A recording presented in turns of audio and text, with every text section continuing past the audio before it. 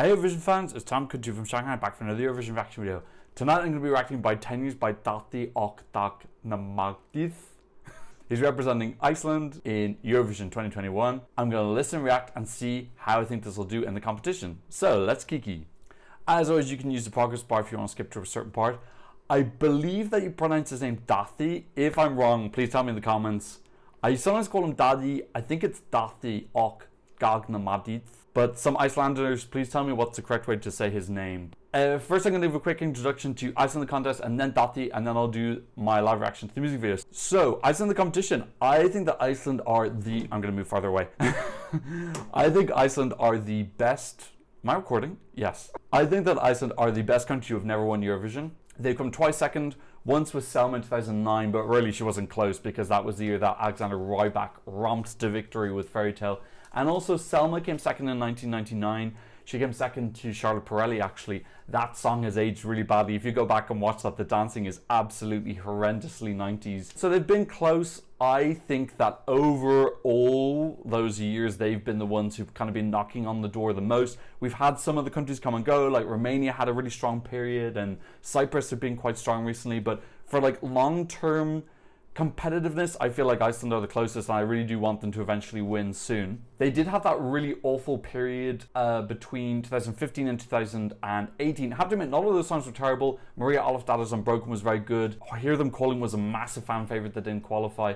But it all culminated in 2018 with Ari Olafsson's absolutely dismal Our Choice. That's going to be one of the worst songs that Iceland's ever sent. And then it felt like something that moment lit up a fire because they came last with only 15 points. And since then they sent Hattori and Daði, and I feel like they've really turned a corner again and are back in contention. I absolutely adored Hattori. I really love Daði as well. Speaking of Daði, he was one of the big four favorites last year. Bulgaria, Lithuania, Iceland and Switzerland. 3 of them have never won before. Switzerland have won twice, I think.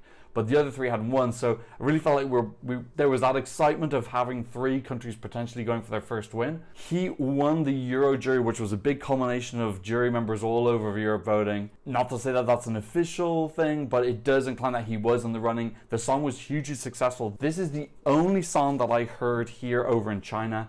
I remember one day I was sitting at my table and I heard my translator playing a video on TikTok or something, and it was the recorder from the start of the music video, and I was like, I don't believe it. And that wasn't the only time that I heard it. So this song was hugely successful in the UK and Ireland, and it even made it over to China. There's only like 1 or 2 other songs I've ever heard here. Funnily enough, one of them is the Hey Mama by Moldova. Of those 4 songs, I would have to say Daði was probably my least favorite. The song last year was quite mainstream. I'm not particularly into mainstream music. So having said that, I absolutely adore him. His contribution and involvement with the community of the past year and before that has been absolutely and utterly sensational. I really, really have a gigantic amount of respect and love for him just from that alone. And he is a hyper Eurovision fan. So yeah, I would really, really love him to win. I've been to Iceland. It's freaking gorgeous. A competition there would be amazing, although hosting might be a little bit of an issue. Daði got internally selected again. I have to admit, I was a little bit worried by how long it took them. I thought it was a little bit of a no-brainer. They really, really did wait a long time until they announced him again. I'm not sure what was happening behind the scenes there. It does make me a little bit nervous that perhaps he came to them with something that wasn't strong enough, but maybe, I don't know, maybe then they didn't have any other options. I don't know. I don't get the feeling that it was a really clean-cut process. But anyway, we've got the song now. It's called 10 Years. Oh, I don't like the lighting. Okay, lighting change. Okay, I like that lighting better. Come on, Daði, you can do it. Oh, whoa, whoa, whoa, whoa, whoa, whoa, whoa, whoa, whoa, whoa. Thank fuck. What a shit show that would have been. Gosh. Like I just saw that. I was looking, it's like, well, that looks familiar. That's my microphone. Okay. Wanna know my secret bang? I'm rooting for him big time. Ooh. Ooh. I think that he's teasing us with a slow start. I think it's gonna get faster. I think the beat's gonna drop.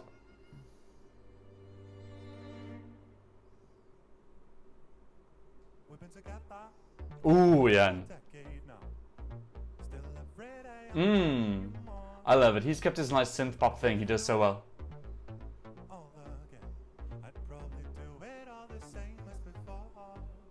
I love his voice. His voice is gorgeous.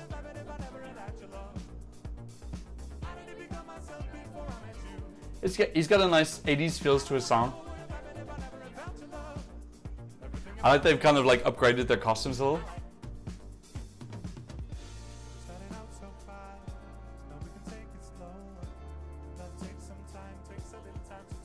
Gosh, he's going very flouncy with his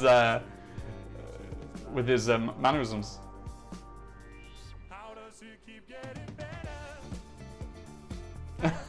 I love their dance moves.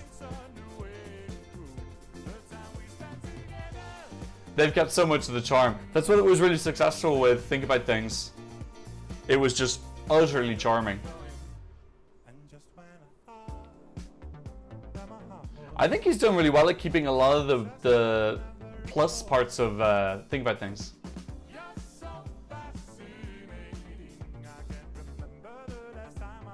And it's kind of nice because Think About Things was an ode to his child and now it's an ode to his wife.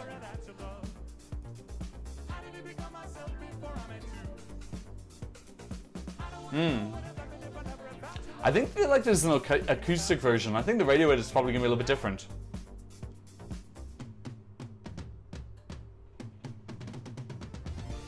And that might be... Oh! I think that's his wife as well. Those things are really cool. Everything about them is just so endearing and charming and like cute. Ah! I know it's so good! Oh! All those kids look so pissed off though. Oh, I really like that. Some of them have got loads of attitude. That girl in the back has a lot of attitude. Oh. I like their like little fishy dances.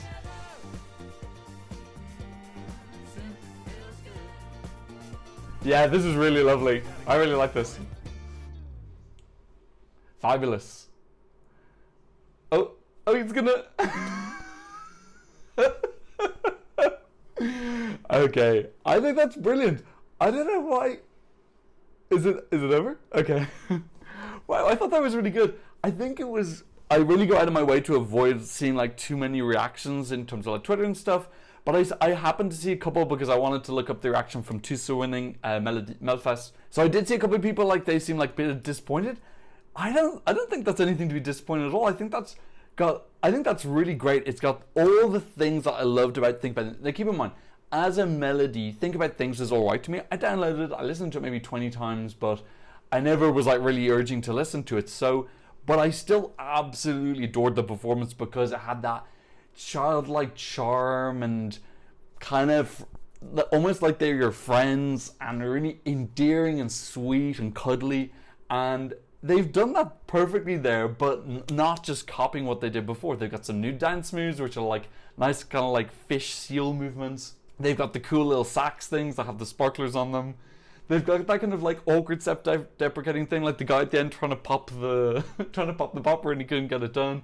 And then they had the choir popping up. I thought that was really fun. That whole thing was absolutely fun. I think there's so many people who are going to see that at Eurovision and it's going to put a massive smile on their face. And that was the fundamental thing about Think About Things, is that it put a smile on your face. And it, you know, the music did feel like slightly secondary to me. I think for a lot of people actually they really like the song as well, but I do have a feeling that overall it was the performance as a package which was the main entity, and the song was more kind of like a sub part of that as opposed to like the main element, the body, which it is for the majority of acts. I love him. I just think his voice is really nice. First of all, he's got a really unique identifiable voice. Like I would pick out his singing voice from hundreds and hundreds of people, and it's just this persona and charisma that they've built. It just really works for me. It's so lovely. I think lovely is the best word to just sum it up, and funny, and it is funny in a really like PG way, not like naughty or vulgar or pushing boundaries. Just like and in that way it's quite clever because it's family friendly fun. I think everyone will kind of laugh at their kind of like little smallish jokes, but they're not like desperately trying to be hilarious. So I really like that. I think it's weird. I wonder, was I more surprised because I was expecting something a little bit disappointing? I like the strings at the start that kind of like will catch most people off guard. I don't think any of the Eurovision fans were fooled by that. They knew the synth pop was coming. It was just a matter of when was it going to come. Yeah, I really like that, and it's got, the song has a meaning. Like last year, it was about singing to his baby daughter, and this time it's about singing to his partner. Really lovely. And the thing is, because he was a favorite last year, people are expecting a song to be favorite again. Really, the main thing for Iceland is like just qualifying and getting a good result. Really, they're a tiny country. It's 365,000 people. You know, that's like a third of the population of Dublin. So the fact that they are able to send like really great stuff most years is really amazing, and that's one of the reasons I love them in Eurovision. I'm going to listen for a second time, and then I'm going to check the odds, and then I'm going to check the community tab. Let's go for a second listen. That's a great electronic starting. Everything about you I like. It's a great lyric. Ooh, love those deep notes he does. I love their dance choreography. Fantastic. And the posing. The choir bit is so good. It's so good. I love how one of the girls just isn't singing. Fabulous. I really, really, really love it. It's just got so much personality in it. I think it's fantastic. I can see how the melody is not as obviously strong as last year, and I think a lot of people are just going to be dying to say that this can't win because, I don't know, it's fun to say, or I don't know why. Me personally, I don't really see a massive gulf between this as a charming piece of charm compared to last year. Really, it's just a different charm.